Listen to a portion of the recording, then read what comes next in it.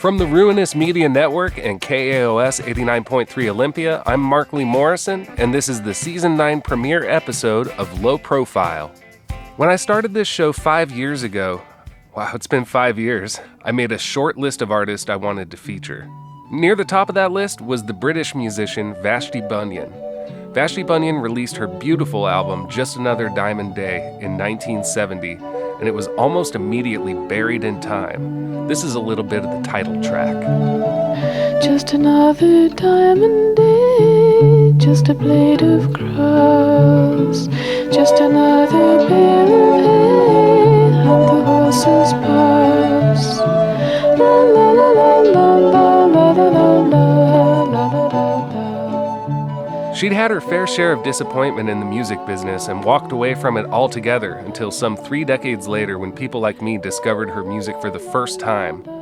In her recent memoir, Wayward, from White Rabbit Publishing, she chronicles her early days in the pop music world, collaborations with members of the Rolling Stones and Led Zeppelin, her unbelievable horse and wagon journey throughout the UK that inspired her first album, and her unlikely return to the music world. Vashti is speaking with me today from her home. I am in Edinburgh, in Scotland. It's a very cold day. We've had snow, but we've been to the beach and it was beautiful. What can I say? Edinburgh is a beautiful city, and I'm very lucky to live here. I'd love to see it someday. I hope you will. Now, the reason you're out doing interviews now is you have a memoir that's been recently released in the States. It came out about a year ago in Europe, right? That's right. It came out at the end of March last year and in January in the United States. January this year. Yes. I think it's just fantastic. Beautiful cover and beautiful words inside. You really just shed so much light and went down memory lane in a big way. I did. I really did. How long were you working on this memoir? Well, it started quite a long time ago, probably in about 2000. Because I wanted to write the story for my children. And then I started getting back into music, which I hadn't been doing anything to do with music for a long, long time. But when it all started happening again, my story just got put aside until about 2 years ago. And then I really started writing it. I think because of lockdown, really. I had time, like so many people, and that's when I really got going with it and decided I really do have to write this story for my children so that they know what happened and have some kind of feeling for the way things were when their parents were young.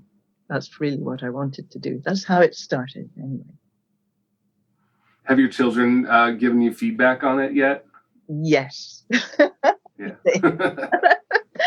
Yeah. Yes. I think there were a lot of things that they didn't know, and they've been wonderful about it. And I think they've enjoyed it. I think some bits of it they found a bit difficult, but mostly it's been wonderful feedback. Yes, from all of my family. Yeah. Excellent. So I don't want to give away too much of what is contained in here, but we have a lot of details from your very earliest recording days, before you got completely dismayed with the music business. Yes. And yes. I guess sort of the road to that dismay. Yes. Well, I think the first idea from the publisher was to just make it about a journey I made with a horse and cart from the south of England to the north of Scotland, writing songs along the way. That was what they wanted to begin with. And I said, but what about the before? And what about after? And so I decided that was what I would have to do. What I really wanted to do was to describe my music experience when I was very young, and also a different experience since I came back to it. I think it's interesting to know that you didn't grow up in a musical household. It wasn't a musical family. Certainly none of my family played an instrument, although my mother did secretly. But my father had a large collection of classical records. And so there was music in the house, a lot of music in the house, but not played music. And that, I think I was the only one in my family that actually decided to play music. So your mother's secret musical life is reflected in your song Mother. Yes. And I would like right now to share that with the listener. My mother played and sang sometimes, believing herself alone, but through a slightly open door I could see her face upturned, songs long learned, so long untuned.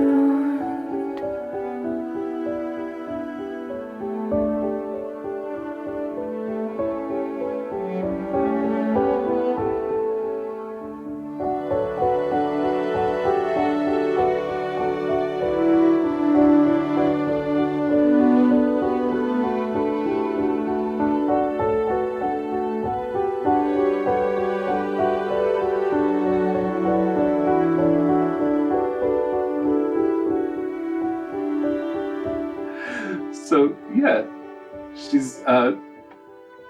she would sing by herself alone, and you say you would just peek in through the door and sneak away. Yes. So it got to be secret for her still. You didn't blow her cover. Exactly. She didn't know I was there. And it was because I was given the piano, and I couldn't play it, but I did see through a slightly open door my mother play it. And that was the first time I'd actually heard her singing voice, and that she could play the piano. And that made me feel sad for her that she had given all that up to marry my father. People of her generation became wives and mothers and gave up all of their creative, I don't know, their dreams, maybe, their identity. Exactly. It became, I don't think she ever really thought about it. I don't think she thought that she would ever deserve to have any kind of career in music. But I think at that moment, the moment I wrote the song about, I realized she could have had. So I want to go a little bit in reverse order. The song Mother was from your last record, which is about a decade old now, called Heart Leap. Yes. And that is the record that you self-produced and engineered. Is that? Yes. Yeah. And it was very impressive for a first go at that, I gotta say. Well, thank you. Well, yes. It took me a long time to learn. And I think I said in the book that I applied to a college to do a music course, to do a music production course. And they said, no, you're far too old. You won't understand it. So that made me more and more determined to learn it for myself. And it was the most magical experience for me, because when I was very young, I didn't have access to any kind of studio work or technology in any way. I was just a singer who came in and then went away again. But actually, that desk with all those lights and faders and buttons was just really fascinating to me when I was young. And so to have it on a computer screen when I was first starting to learn was it was just really good, really good. I enjoyed it very much. I mean, I've only scratched the surface. I mean, there's so much more I could have learned, but I did enjoy it. I did really love it. Just, yeah, the arrangements are just so tasty on there, just really delightful. I scan the horizon for clouds to appear. I close my eyes and you are here.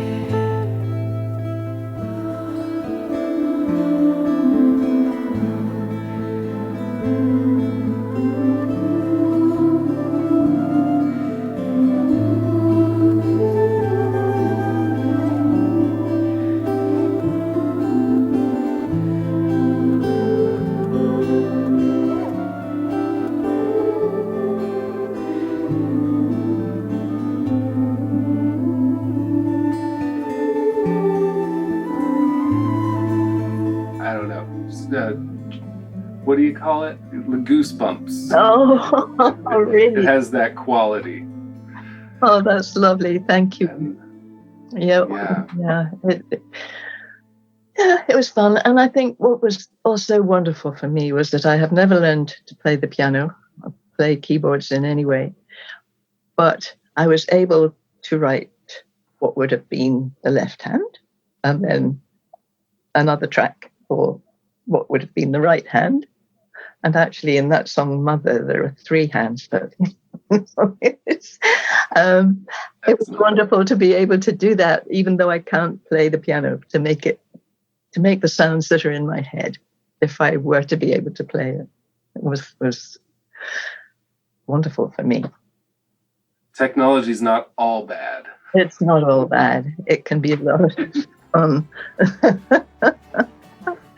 Yeah. It's starkly different from your initial singles. Why does the sky turn gray every night? Sunrise again in time. Why do you think of the first love you had? Some things just stick in your mind. Your first single, in the room recording with you, you have Mick Jagger and pre-Zeppelin Jimmy Page in on the session. Yeah. Some heavy cats. I mean, they're just going to work. Is that how they're viewing it? Did you fraternize with those folks very much? Not at all. I was way too shy. And my first single was given to me by Andrew Loog Oldham, who managed the Stones. And he gave me one of their songs, Some Things Just Stick in Your Mind, by Mick Jagger and Keith Richards. And I didn't want to record their songs. I wanted to record my songs. So I was terribly sulky about it. But anyway, I did it, and it was the most wonderful experience. And yes, Mick Jagger was there, and a lot of people who have since become very successful musicians, like Jimmy Page. He was just a session musician then, and no, I didn't know any of them. You know, I was way too shy and didn't speak to anybody if I could help it. I just sang. You worked with Jimmy Page again, right? Well, my second single was promised to be one of mine, but actually Andrew brought me into the studio to record a Jimmy Page song.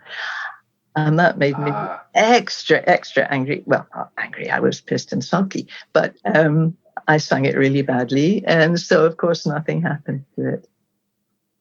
And I left.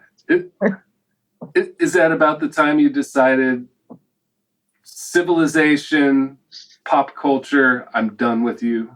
And Nearly. I think after that, I did record a few songs of my own for Andrew, but they were never released.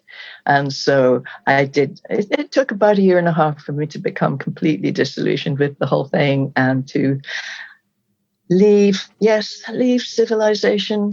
Well, to me, it seemed like it was the only thing I could do was to leave London, to leave everything I knew and to try to make a completely different kind of life. And I did that with my boyfriend at the time, my dog, a horse, and a little wagon. We took to the road. And that was quite incredible. And I do talk about it in the book. I do try to describe what it was like to actually have nothing, to have really nothing. You know, we didn't have anything behind us. We had no parental help, no family help, no any kind of help at all. We just went and lived on very little. And I think it's worth mentioning that Donovan fronted you the money to get your horse and carriage. He did. I still owe him. You still haven't paid him back? Well, you see, it was an inheritance from an aunt who had died. And the uncle who was dealing with her will, sent Donovan the £100 in a postal order. But by that time, we were already halfway up the country and didn't know anything about it. But somebody did cash it, but it wasn't Donovan. And so he never knew that I had tried to pay him back.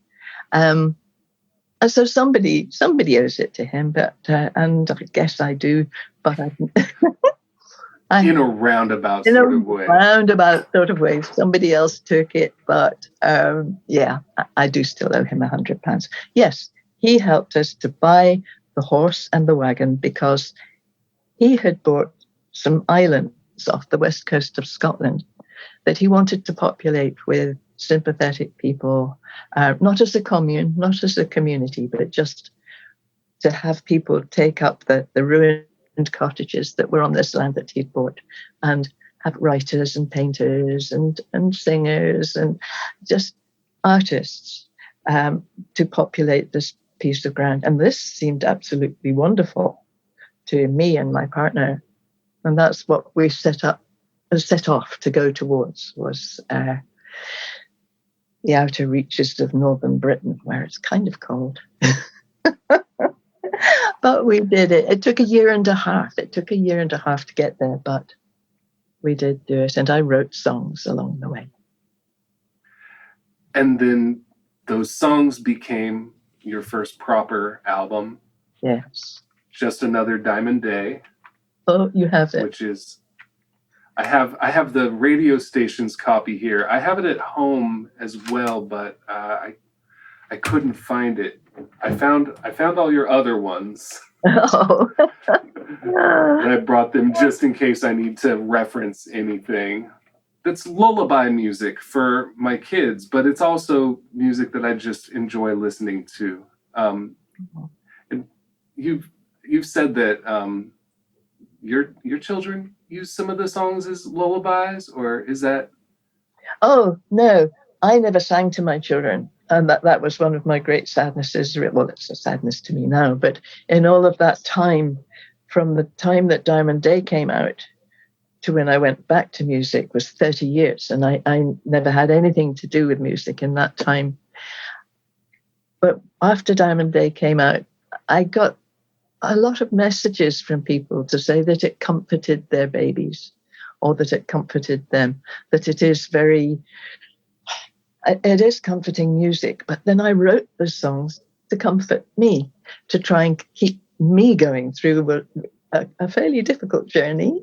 It kept me going. And so that is wonderful that it's come around to that it actually sends little babies to sleep.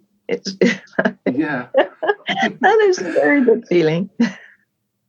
Yeah, and in my family, it's worked for 4 so far. Really? 4? Yeah. Oh, how wonderful. Oh, yeah. Right.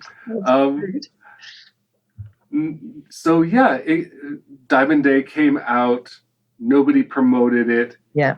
you weren't particularly happy with the way it even sounded because it wasn't your vision. It was the producer's vision.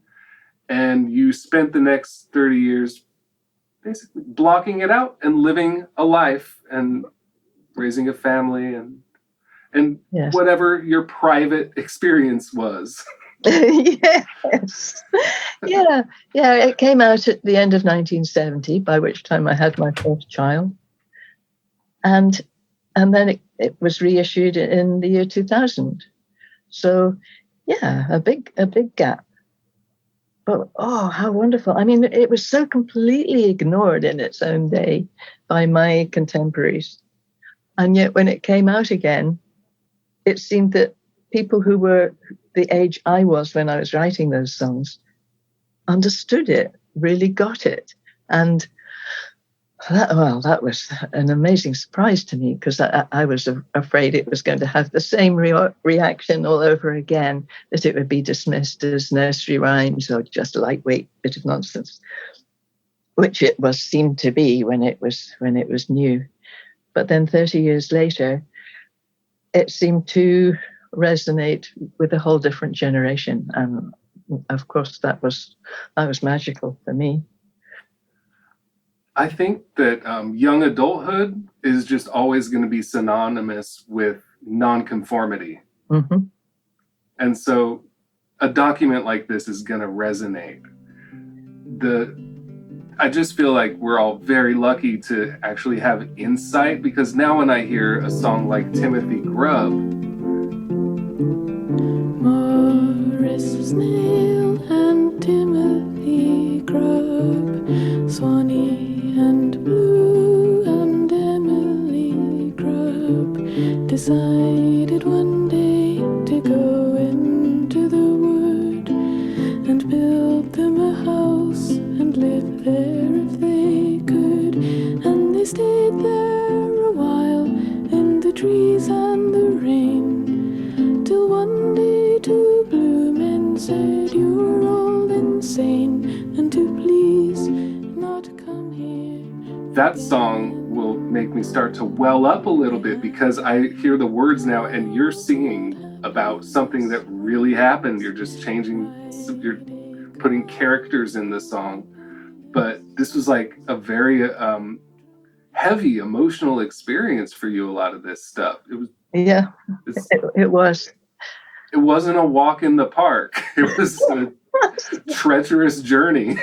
It really wasn't. But in writing the story, or especially of the horse journey, I mean, a lot of people have found it so romantic, that it was an incredible thing to do, and what a magical thing to do. And for me, it wasn't romantic in the slightest. It wasn't, it was kind of difficult, but I didn't want to ruin that. I didn't want to ruin the feeling of the album by making it too muddy and rainy and and difficult. So I had to make a balance, really, and I hope I've done that. But I hope I haven't ruined it for anyone. And that just explaining it. And as you were saying, the song Timothy Grub, I wrote the actual story of it in the book, and so now you get it. I have that connection. Yeah, that's great. A thing that went completely under my radar is that I didn't realize someone had made a documentary about this experience with you. Kieran Evans, and it came out about 15 years ago. Yes. I watched it. He supplied me with a copy of it. Oh, that's kind of him. Good. I'm glad he did. Yes. He did. Yeah. I reached out and he was gracious.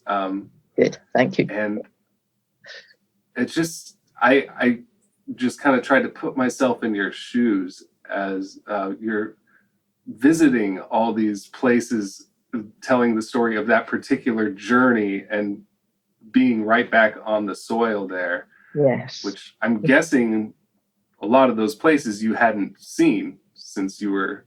Exactly. Yeah. We retrod the journey as much as we could.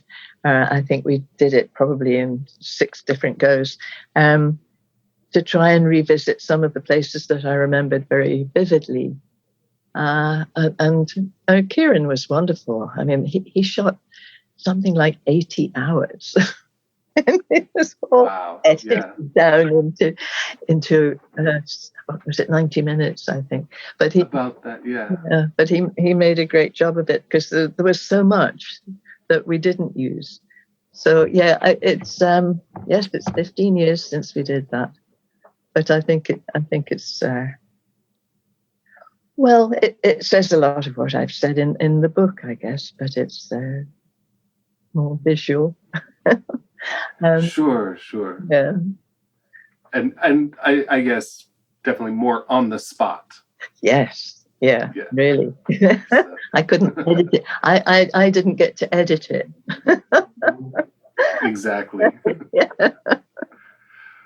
Were you done with the album Look Aftering, your comeback record, or were you still working on it during that time? I was still working on it. Yes, I was. And Kieran actually filmed some of the sessions, and that didn't come into the documentary. Yeah, I was still working on it. Yeah. I was working with the producer, well, the musician, Max Richter, who was living in Edinburgh at the time. So we worked on it together. It took a while. I was still writing the songs when we were working on it. And he was wonderful. He was incredible, and so different. You know, back in the day with Andrew Alden and even with Joe Boyd, the producer was king, and I didn't get to say, could we do it another way? Could we? Maybe I don't want that instrument in there. Oh no, that was never possible. Well, probably worse for me because I was so shy. But yeah, the producer had the last word on everything. But when I came to make Look Aftering with Max Richter, I was working with him. And wow, that was so very different. And yeah, a great experience. I just feel so lucky that I've had that second go at it. Was it like a second youth in some way? Yeah, well, it was. It was like, I don't know. It's very hard to describe how it felt to be coming back to something that I'd left so long before. And also to find it so different, and to find people so different, to find other musicians so different and so generous.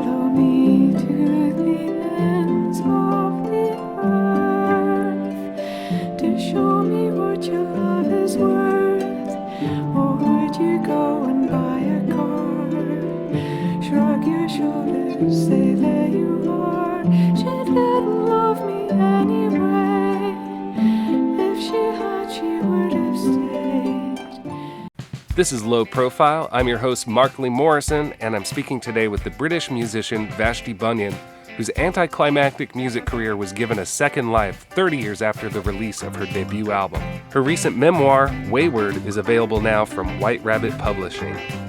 Low Profile receives in-kind support from Old School Pizzeria, Three Magnets Brewing Company, San Francisco Street Bakery, Schwartz's Deli, and Rainy Day Records in Olympia, Washington. And this show is supported by listeners like you. If you'd like to sign up for flexible monthly donations, please visit patreon.com/lowprofile. You were definitely at the onset of sort of a renaissance for your music. You were very popular for an unpopular artist in that moment.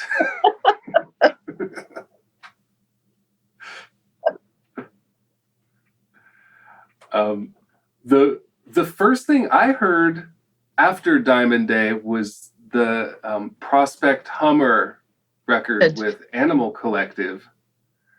And I just think it's just lovely. There's nothing really like it before or since. And you didn't really touch on that too much in the book, but I was just wondering if you have any fond memories of that particular project. Yeah, really. Well, I met them here in Edinburgh when they were supporting Kieran Hebden quartet, and they were very shy. And Kieran said, "These guys all have your record," and I said, "Why?" I didn't mean it so rudely, but I thought they're from the United States. How do they know about this record? And it turned out that they had wanted to ask me to put some vocals into their next recording, and so that was just, it was a lovely invitation. And I went down to London, and they had 3 days off from their tour, and we did a song a day. And they were just, I don't know, the way they concentrated, the way they focused, the way they played together, and the way they brought me into it, where I thought I would just be doing a few backing vocals, but they pushed me right to the front.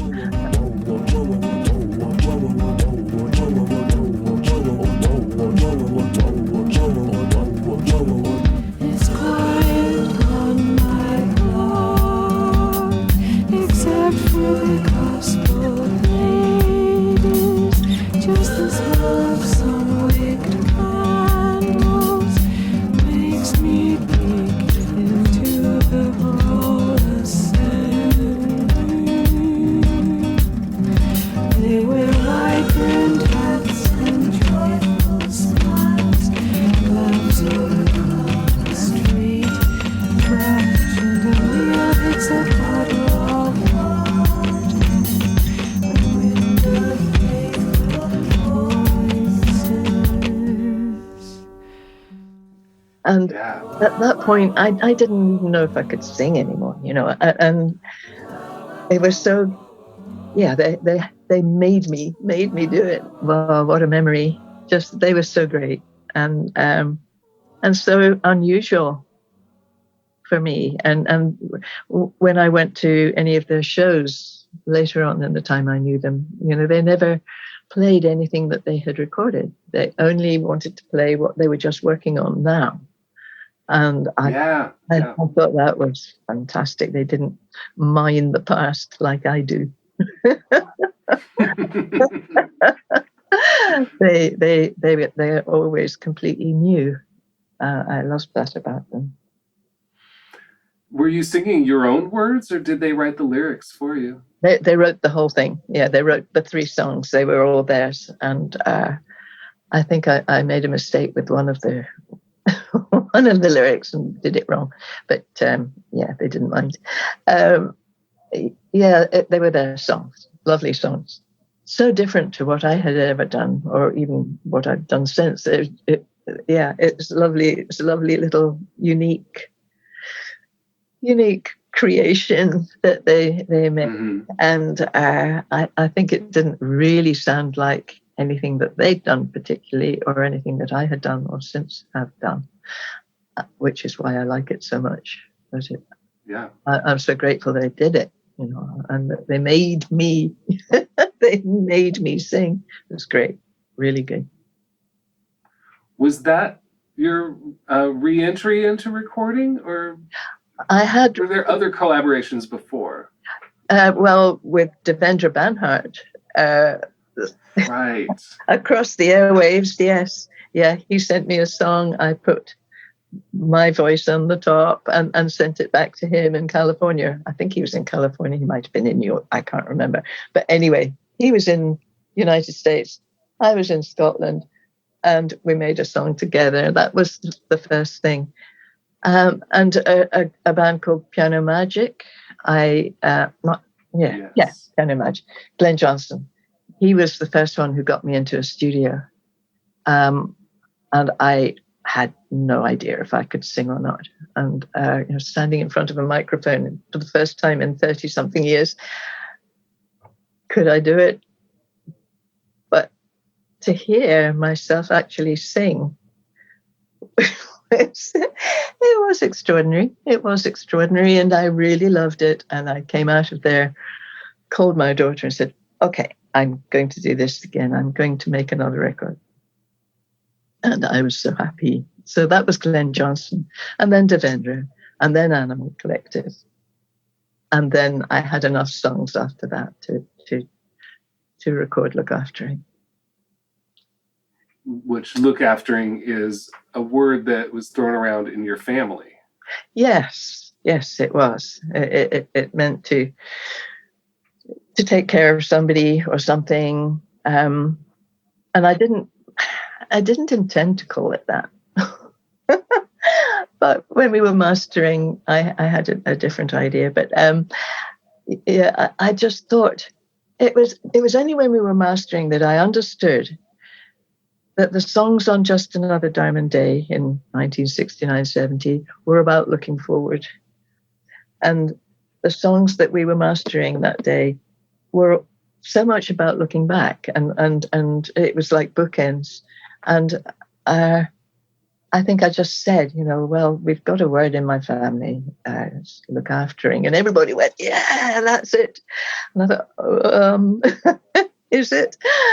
And I really worried about it. I really worried that it would just be dismissed as silly or I don't know. But I like it now. I know that it fits now. It fits the songs. Were you in the same room with everyone on this record, or was it sort of passed around? Because it was done in the digital age. Yeah. So. Well, Joanna Newsom came in when she was touring. She was in Glasgow, not far from here, and she came in for one morning and recorded harp on 2 of the songs, just straight off. Just listening to it. She was in this huge studio all by herself with an enormous harp. And she had been touring, and her fingers were all cracked up, and she was super gluing them together. I mean, super gluing the ends of her fingers to make them hard enough to be able to play. And she was so tiny, this great big harp, and she was so great. She was so generous, and that was such a good day. And another day in London with Devendra and the members of Vashti that he was playing with, and Max and all his musicians there, and Robert Kirby, who had arranged 3 of the songs on Diamond Day, and I hadn't seen him for over 30 years. And he arranged a lot of Nick Drake's music.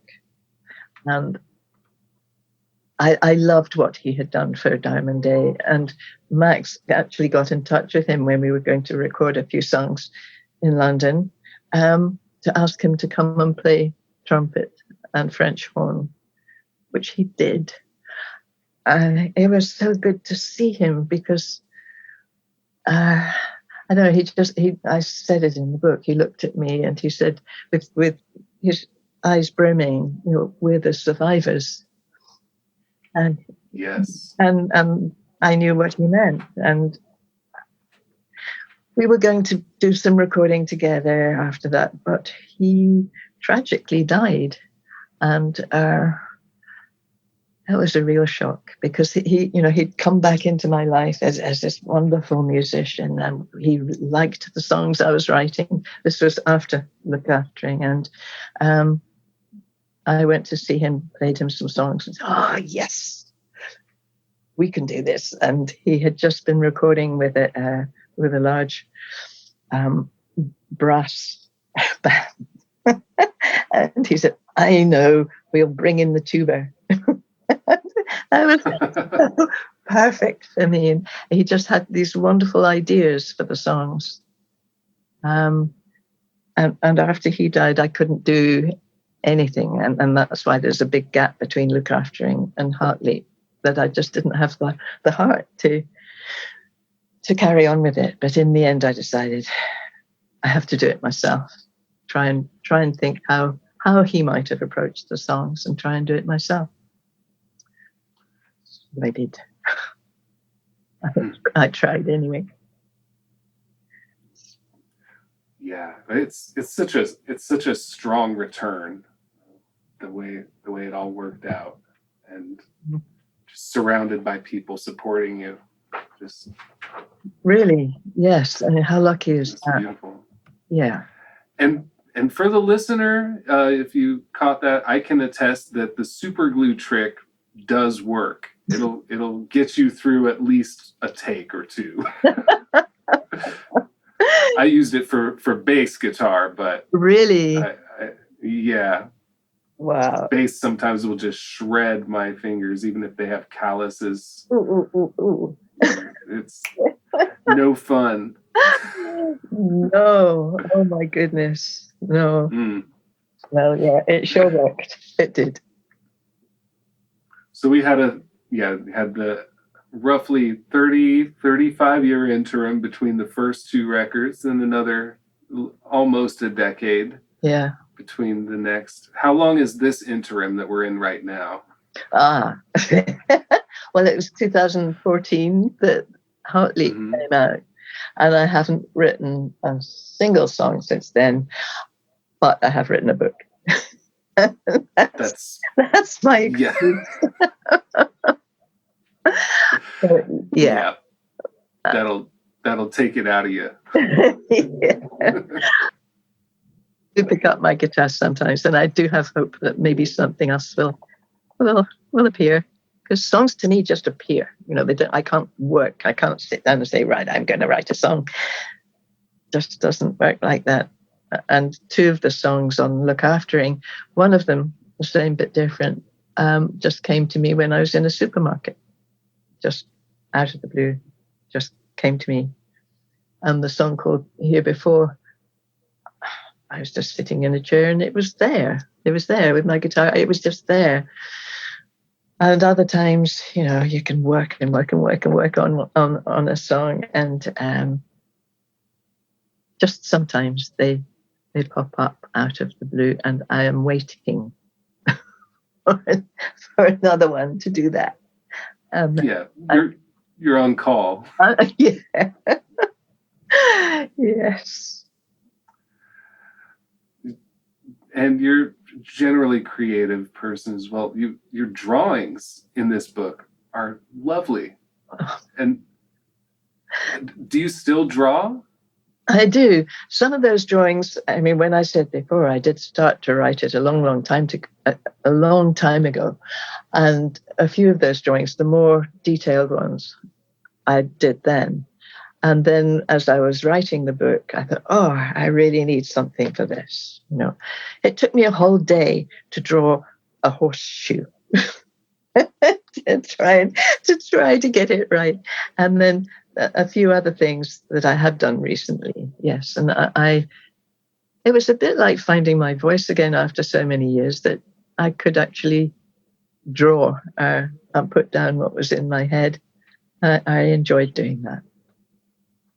Yeah. Okay. Well, I was just wondering about any collaborations that have arisen since the last thing that I noticed was you were on an Avalanches record.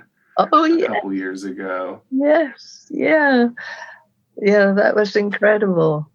Were you sampled there, or did you? Sampled. Yeah. Yeah. Okay. So they just took your recordings from way back.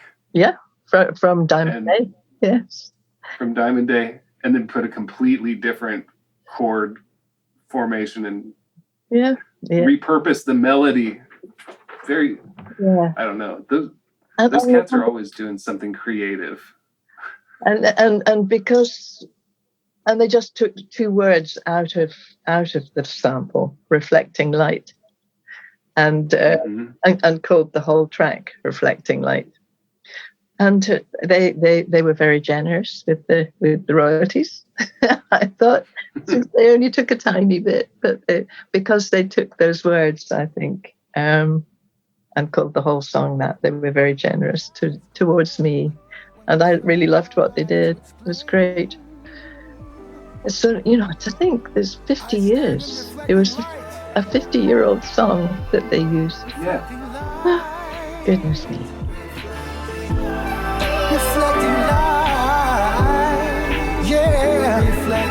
Dreamers moving slowly through reflecting light. I lose my second sight. We should be asleep, moving slowly through reflecting light.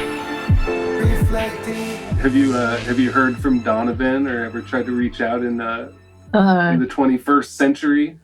Yeah, we did a show together a long time ago. Well, actually, no, I mean, it had been about 15 years ago or something. Yeah, we were on a bill together. But I don't. No, I haven't really spoken to him about those days. Sure. It would be good actually to talk to him about it if he can remember it at all. Then, yeah, it might be fun. But yeah, I don't really see many people from back then. Joe Boyd I see occasionally, and that's really fun. And we did a few shows, tributes to Nick Drake with a lot of different singers, and I did one song, and that was really fun. So yeah, it's nice to see Joe. And he was so nice about the book. It's just really lovely, really lovely. So yeah, again, I feel very lucky. Yeah, it's a terrific story, and I just can't recommend this book enough. Oh, one person that I am in touch with is Andrew Louis Oldham.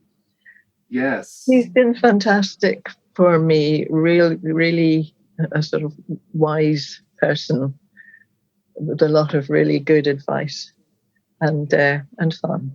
I think, I would never in all of those years thought that I would ever see or hear from him again, but that has been a great highlight for me to be back in contact with him. Is he one of those guys that refuses to retire? Is he still doing what he's always done? Oh, yeah. Yes. Yes. Yeah, I think so. I can't imagine he will ever stop. Yeah. Same with Joe. I think he's still writing a book about world music, but yeah, I think people don't stop, really, do they? I hope not. Mm-hmm. Yeah, well, I can't talk. I did stop for 30 years, but then I had a chance to carry on. Well, you stopped one particular thing. Were you exercising your creative muscle at all in other ways during that the shy period, the out of the limelight? Yeah, out of the world. Person. Yeah, well, I think my children were my greatest my greatest joy. Yeah, I suppose I did do drawing, quite a lot of drawing, but no, drawing and a bit of painting, but nothing for some, not to put it out into the world in any way. I didn't right. Anything out into the world again until Diamond Day. I think everybody needs to, they have to vent their mind in some way. And so I just figured poetry, did that come out of you? Just the way songs do? Or are your lyrics and songs always connected? Mm-hmm. Yeah. I don't think same of myself time as I don't find it easy if I have come up with a lyric or something resembling a poem or something resembling a song to put it to music. I find that really difficult. It's better if they come together, and usually one feeds the other. Certainly with Hartley, that just it just came in a stream of consciousness. the lyrics to the song Heart Leap, that's why I'm asking this, because it does read as poetry, and it's lovely even without the music. It just like, it takes me on like it takes me on an emotional journey, I'd say. It's very relatable. Well, good. Yeah, well, that's so concise. Well, yes, and that's something that I was pretty much conscious of doing, was to be concise and not to labor anything, to just try to put into a short a line or a verse as possible to have the same impact as a lot of words. I really liked to make it concise is the right word, I think.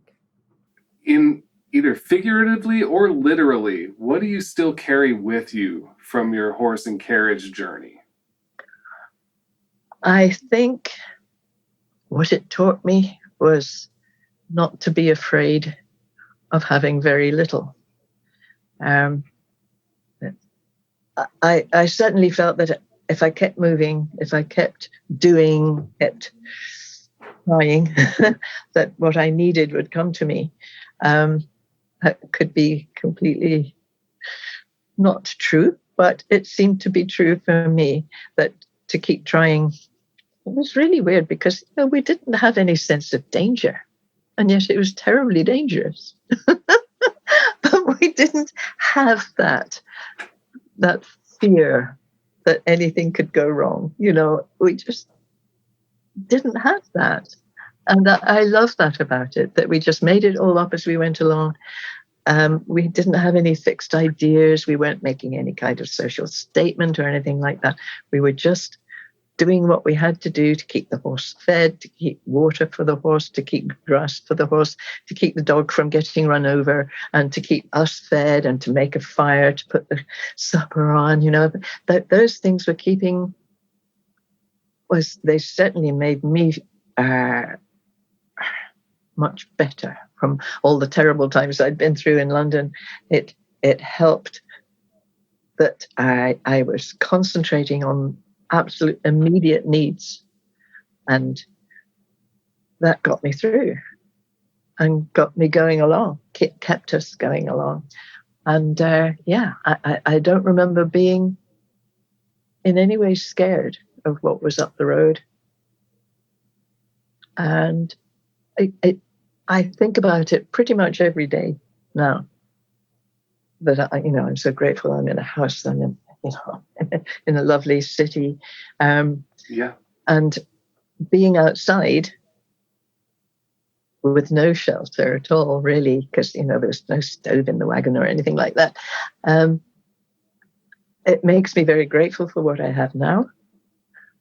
I'm also quite proud of that young person who just went and wasn't afraid. I'm proud of her. Glowworms show the path we have to tread. Dream as we should be asleep in bed, moving slowly through the springtime air, holding moments in the depth of care. Holding moments in the depth of care.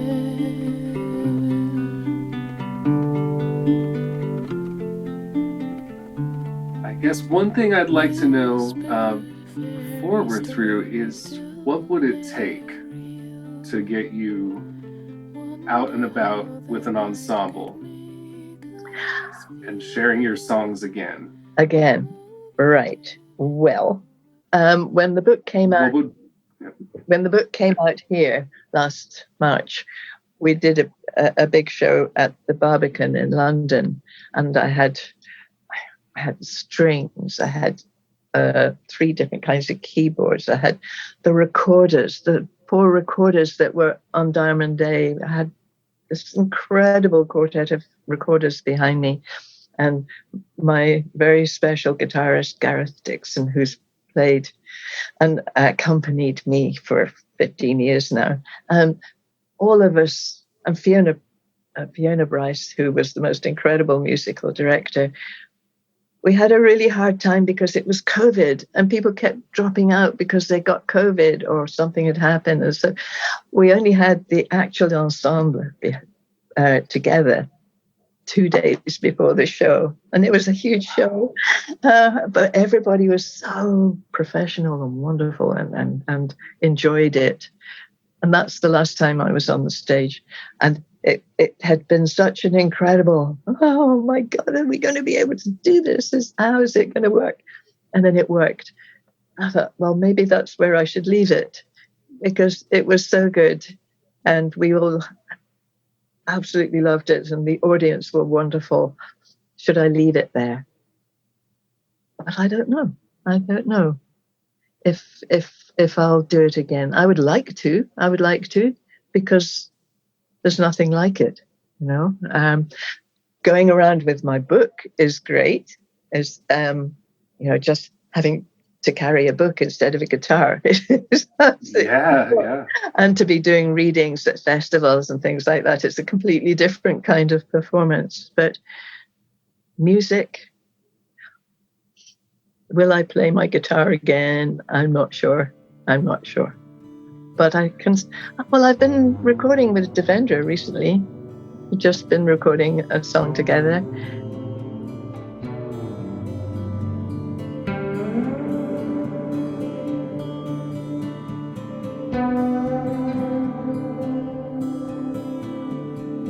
I held you like you were my link to heaven. God, I loved you so. The moon and stars I could see forever. You're my angel on earth, you know. How could you let me go? Can I really dream the far off limits? Could I feel that much alone? So yeah, I'm still singing, but whether I will perform on stage again, I just don't know. I don't know. Maybe. Okay. Well, I'm gonna keep rooting for that. That'd be great. You're not bringing your book across the pond, are you? Well, my sister lives in New York. My oldest sister lives in New York and has been there for 60 years now. And I'm hoping to come and visit her again soon, because we haven't been over as much as I'd like. My son lives in California, and I have more relatives in America than I do here. And COVID really messed things up for us. But I'm hoping to come back. And maybe, I don't know, who knows what will happen. But yes, I will bring my book over. Okay. Well, I'll try to track you down for that. Okay. It has been just immensely lovely speaking with you. Thank you. Where should our listeners look to find what you're up to and more of your music? Well, if I can get my website fixed up by my nephew and his son, then there. And that's at anotherday.co.uk. But at the moment, it hasn't been updated for quite a while. So I must get to that. But yeah, I think I try to be around on Twitter occasionally and Facebook occasionally, but I get a bit shy. But I will. I think the more that I do interviews, and I will actually put stuff up on Twitter, and hopefully I can be found there occasionally. A lot of like political hot takes and memes and things like that. Lots of complaining, lots of political complaining. Good. We need more of that. Yeah. Oh my, the way it is just now is just crazy. But yeah. Right. Well, it must be about supper time over there. It is. Yeah. 10 past Yeah. 10. Yeah. It is. Yeah. Good. Well, thank you so much for joining me, Vashti. Oh, Vashti. Vashti. Yeah, Vashti. Yes. Oh my God. Imagine going to school with that name. It was not fun. But it's been lovely to talk to you. Thank you very much. And thank you for listening to Low Profile. I'm Markly Morrison, and I've been speaking with Vashti Bunyan, whose recent memoir, Wayward, is available from White Rabbit Publishing. You can find links to more of Vashti Bunyan's beautiful work on this episode's website at lowprofilepodcast.com. This episode was edited by Rose Nielsen. The episode art for this season is by Jack Habegger.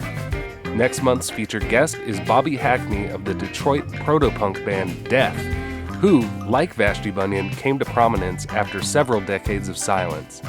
Until next time, bless up and keep your ears open. Low Profile is a production of the Ruinous Media Network and KAOS 89.3 Olympia.